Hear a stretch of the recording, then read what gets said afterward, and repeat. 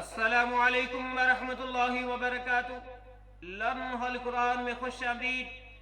آج آپ کی خدمت میں تنگ دستی دور کرنے کی دعا لے کر حاضر ہو رہے ہیں۔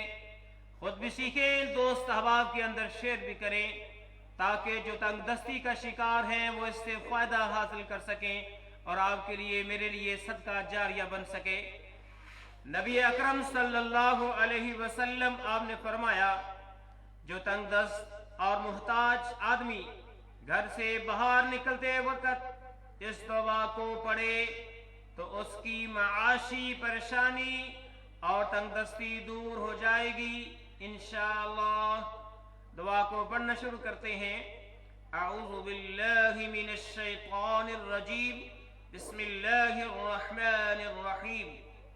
بسم اللہ علی نفسی، بسم اللہ علی نفسی ومالی ودینی، اللہم ارزنی بقضائک وبارک لی فیما قدر لی حتی لا احب تعجیل ما اخرت ولا تأخیر ما عجلت۔